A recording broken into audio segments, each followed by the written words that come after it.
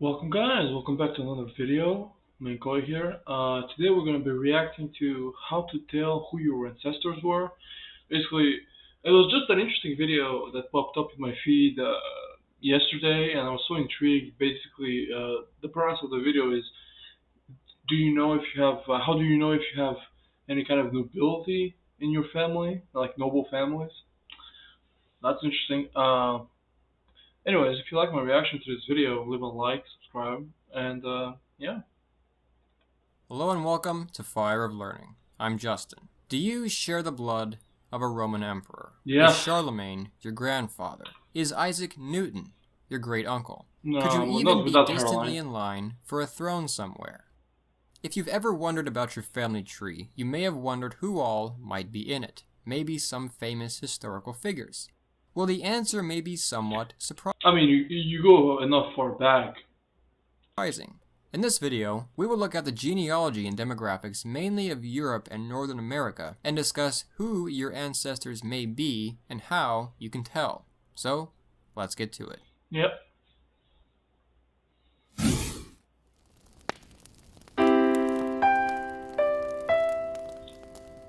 Before we begin, I would like to thank Tyler Teal, Guy Pithecus, Nikita Koba for being our videos possible.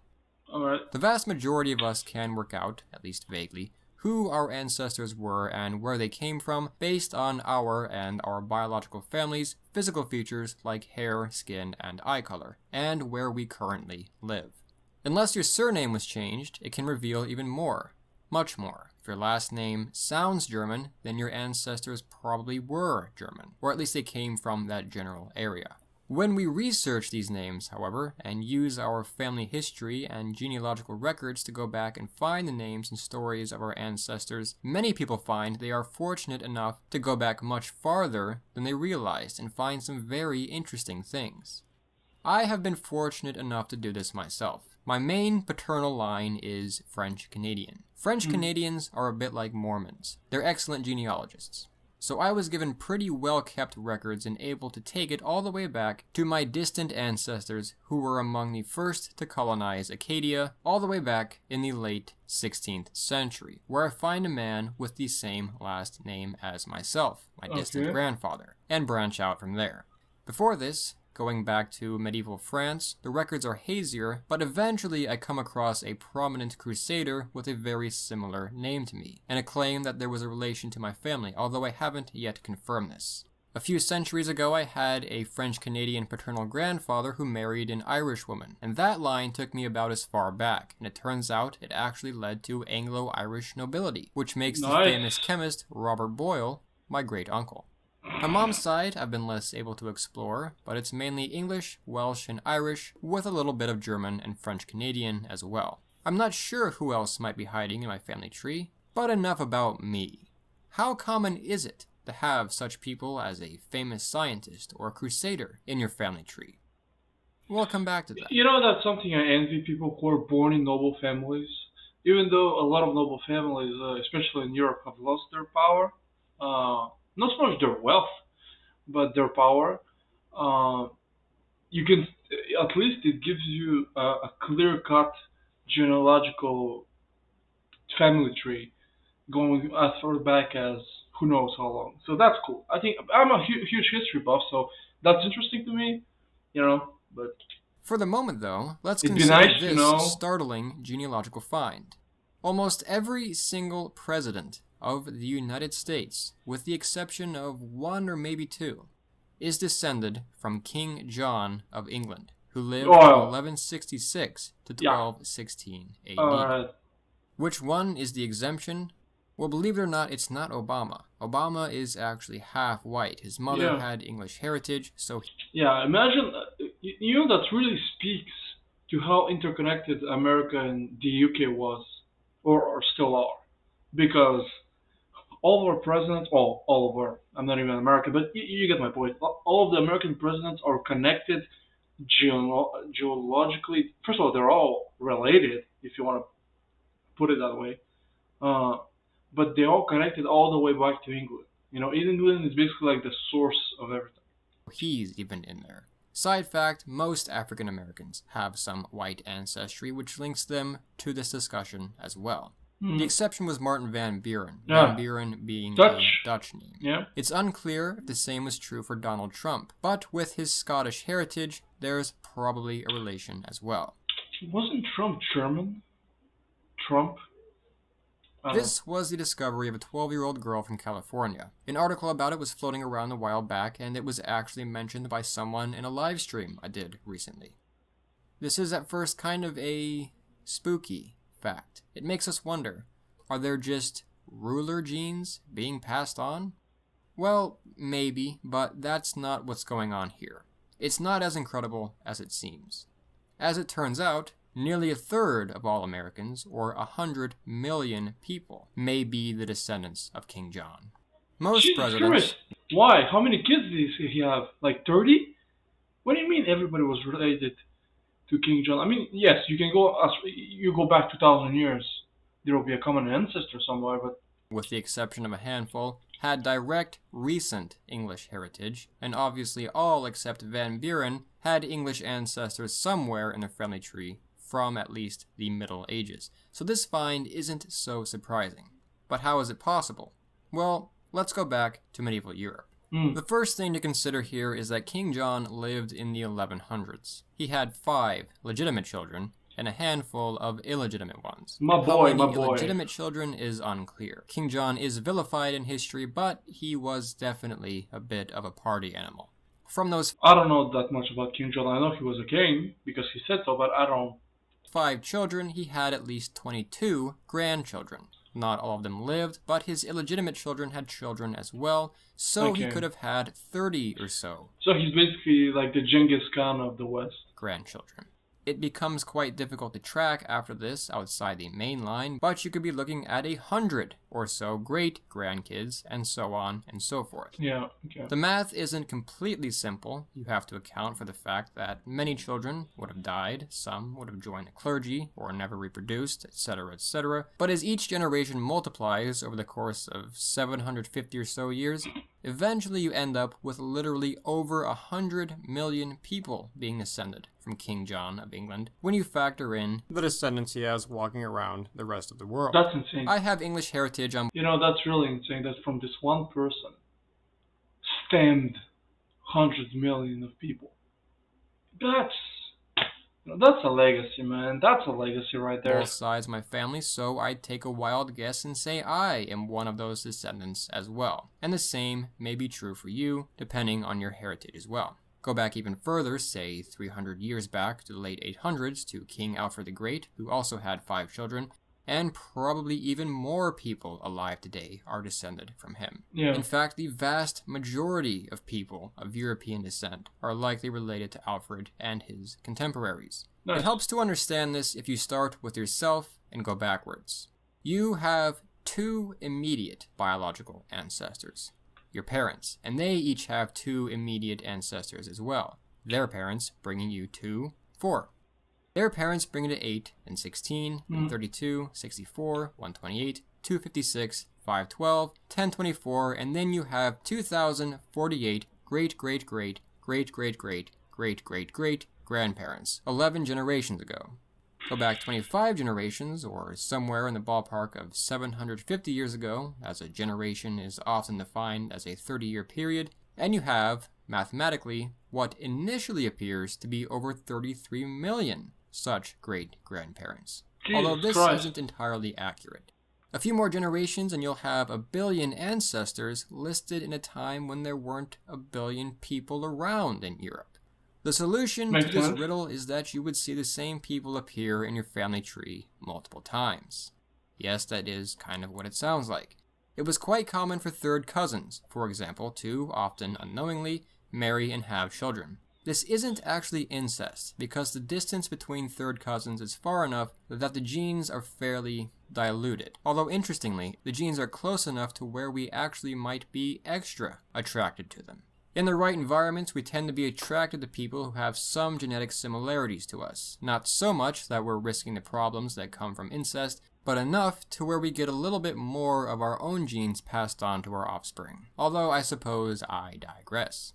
However, even first cousin marriage across the planet Oh was yeah, not on. yeah, the Habsburgs. Yeah, I mean when you think about first cousins, you gotta talk about the Habsburgs because they were really. I mean, I don't know if you guys can see this, but this little deformity here, they had huge chins. It's because of that. Heard of until only recently in the West, and it's still quite common in other areas of the world today. As people move around, they often spread their genes. Nice. Even though medieval Europe was quite isolated and marriage within those communities was, as I said, the norm, which partially explains all the first, second, and third cousin marriage, all it would take is one Frenchman descended from Charlemagne to move to Poland, and centuries later, millions of Poles are descended from Charlemagne as well. One Yeah. such group, which tended to move around more than average, was the nobility. A quick glance through the history of Europe's monarchies shows Austrians marrying French kings, Germans marrying English queens, who are already from a German line to begin with, Germans on the throne of Russia, Frenchmen on the throne of Spain, and so on and so forth. Even as houses come to and fall from power, every European monarch around today is no doubt descended from Charlemagne in some way. Secondly, let's consider this.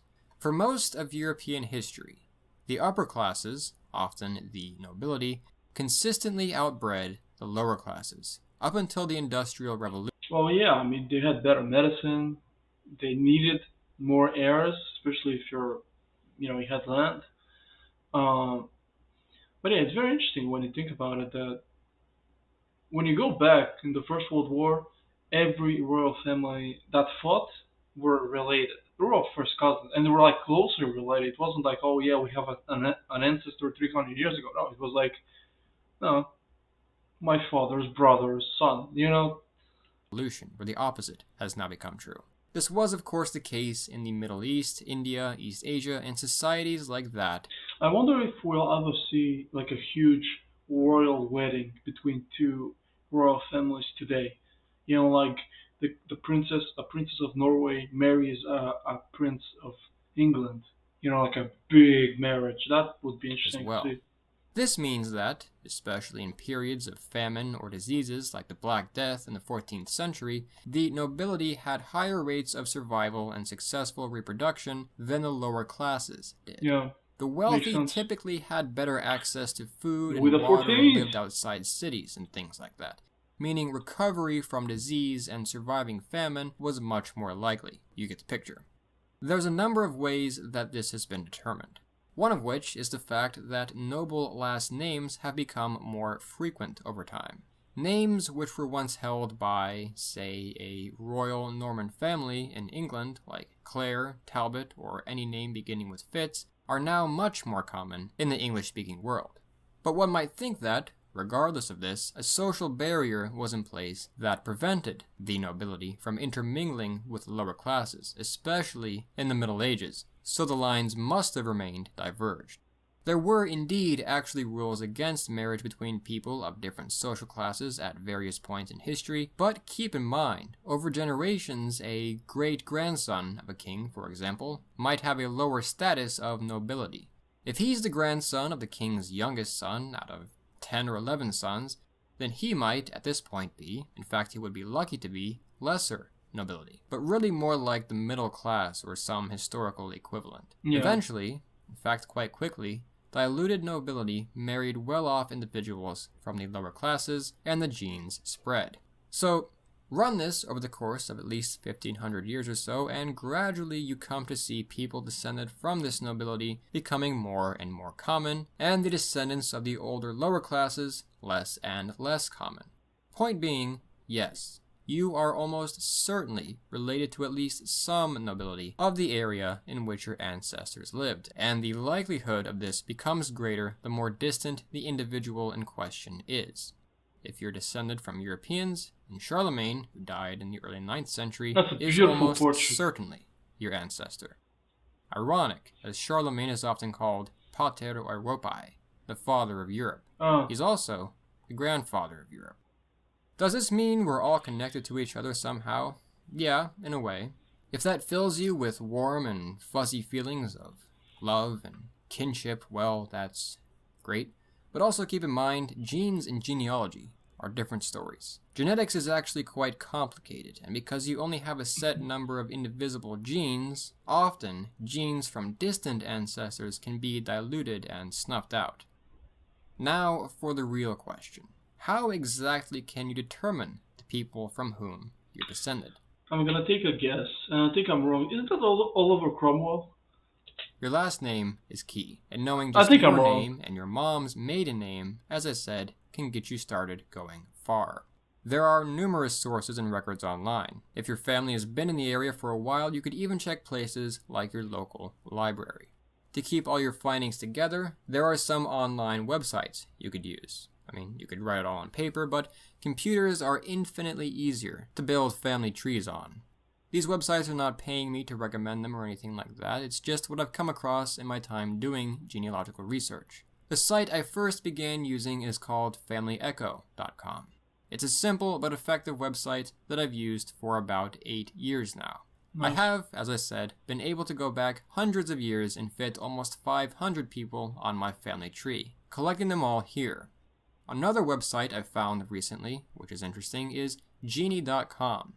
The goal of this website appears to be to build a massive family tree by allowing you to interact with others on the website and connect your tree to theirs when it detects a link between you. This allows you, when your family tree is built up enough, to link yourself to other figures and see your relation to people, both past and present, by using the information added by yourself and others to establish that link.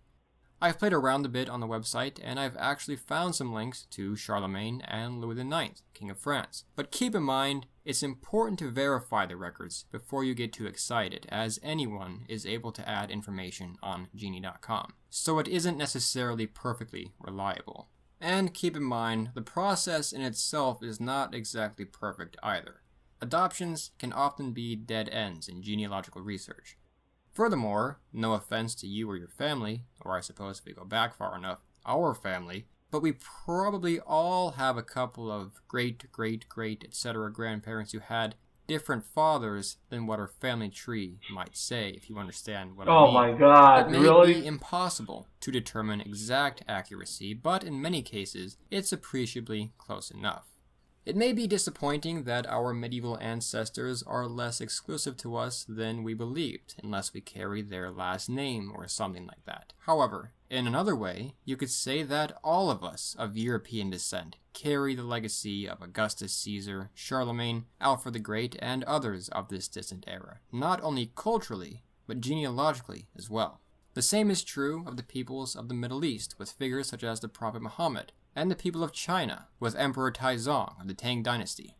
I would add furthermore that someone who lived in the 19th century may have fewer descendants walking around today than Charlemagne, who lived over a millennium before. Charlemagne is the ancestor of most Europeans, but if you're directly related to Abraham Lincoln or Napoleon Bonaparte, that's much less common, and it would be much more personal. I hope you enjoyed this video. That was a good video. Yeah, I don't know if you guys like this. It just was interesting to me. That's why I picked it. I don't know how it's gonna do, if you're gonna enjoy it or not. It's not like my usual videos, filled with history and well, it was historical, but anyways, my thoughts. I don't know who I'm related to personally. I don't know. I hope I'm related to someone interesting, but that's it. And yeah. Tell me, you guys, in the comments if you think you relate to someone. Maybe if you have any kind of close relations, not like 1,000 years ago, like. And yeah, leave a like. See you guys next time.